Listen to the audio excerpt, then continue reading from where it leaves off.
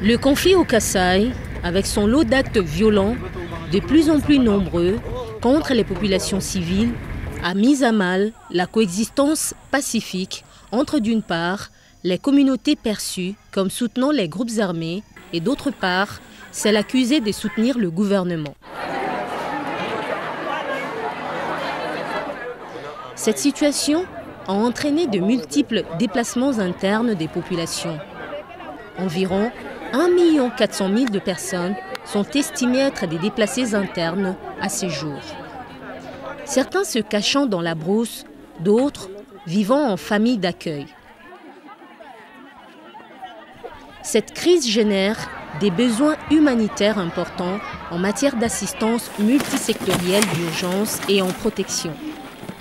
Face à cette situation, l'assistance humanitaire aux populations dans les besoins s'organise et se poursuit avec un nombre croissant d'organisations déployées sur le terrain, dont le Fonds des Nations Unies pour la population, UNFPA. Un des défis majeurs de cette crise reste l'accès aux services de santé des femmes enceintes, déplacées internes, des femmes en âge de procréer. Surtout que beaucoup de centres de santé ont été détruits et que des milliers de femmes se cachent dans la brousse par peur. Parmi elles, Jacqueline Lusamba, dont le village Milambo a été détruit.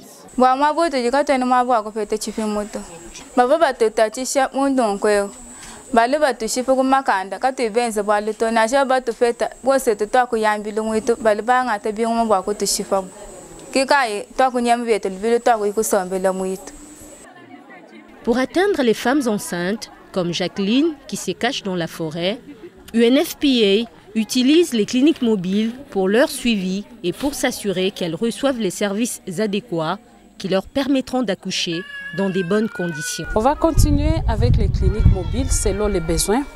On va continuer comme ça à étendre la couverture des soins auprès de la population qui s'est déplacée, qui a fui dans la forêt.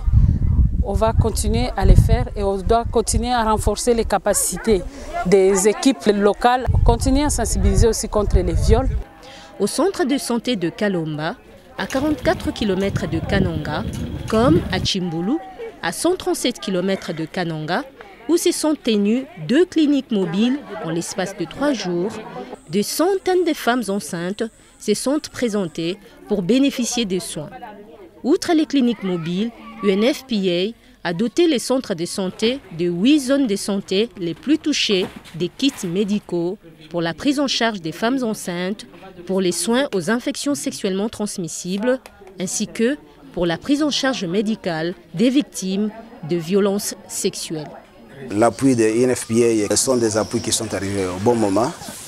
Et ça nous aide beaucoup plus à réveiller la population et à prendre en charge correctement nos malades ou les survivantes des violences sexuelles ici dans notre cité de Chimbulu.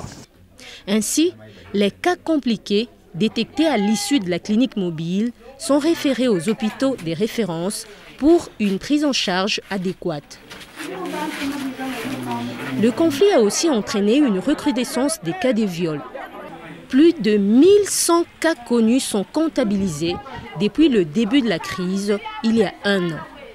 Les survivantes sont prises en charge dans le cadre des Safe Peace que UNFPA a mis en place en partenariat avec Caritas Congo. Dans ces endroits, le suivi psychosocial des survivantes est assuré par des partenaires qui ont été formés à cet effet avec le soutien du Fonds des Nations Unies pour la population. La première des choses, on a bénéficié de la formation en prise en charge et enregistrement des survivantes des violences sexuelles. La formation qui a eu lieu à Kananga, donc il y a moi-même qui a été formé et il y a aussi les infirmières de la maternité qui ont aussi été formées sur ce point. Eu égard à l'ampleur de la crise, UNFPA, qui a activé le niveau 3 de crise humanitaire, est en train de renforcer sa présence et sa réponse afin de mieux alléger la souffrance de ces populations affectées.